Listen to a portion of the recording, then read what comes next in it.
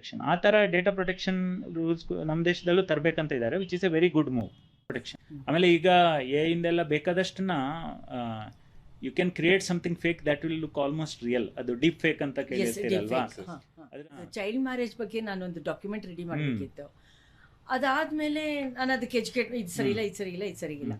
ಅದಾದ್ಮೇಲೆ 5-6 months ಆದಮೇಲೆ ನಾ ಚೈಲ್ಡ್ ಮ್ಯಾರೇಜ್ ಅಂತ ಬಂದಮೇಲೆ ತುಂಬ ಒಳ್ಳೆ ಕಾಪಿ ಬಂತದ್ದು. ಆಮೇಲೆ ಇಟ್ ಇಸ್ ವೆರಿ ನೈಸ್ ಅಂತ, ಅದು ಒಂಥರ ಹ್ಯೂಮನ್ ಇಂಟ್ರಾಕ್ಷನ್ ಇದ್ದಂಗಿರುತ್ತಲ್ವಾ.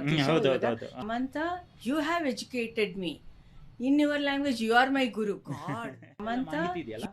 ಅದೆಲ್ಲೋ ಒಂದು ಕಡೆ ಸರ್ವರಲ್ಲಿ ಇರುತ್ತೆ.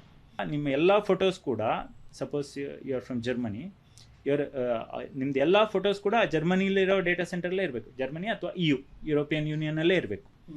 ಅದು ಡೇಟಾ ಪ್ರೊಟೆಕ್ಷನ್. ಆ ಥರ ಡೇಟಾ ಪ್ರೊಟೆಕ್ಷನ್ ರೂಲ್ಸ್ ನಮ್ಮ ದೇಶದಲ್ಲೂ ತರಬೇಕಂತ ಇದ್ದಾರೆ, which is a very good move. ನಮ್ಮ ಬುದ್ಧಿ ಉಪಯೋಗ ಮಾಡಿ ಏನಾದರೂ ಡಿಸಿಷನ್ ತಗೋತೀವಿ, ಏನಾದ್ರು ಆ್ಯಕ್ಟ್ ಮಾಡ್ತೀವಿ, ಅದನ್ನೇ ಕಂಪ್ಯೂಟರ್ಸ್ ಮಾಡಿದರೆ ಅದನ್ನು ಆರ್ಟಿಫಿಷಿಯಲ್ ಇಂಟೆಲಿಜೆನ್ಸ್ ಅಂತ ಅಂತೀವಿ ಅಷ್ಟೇ.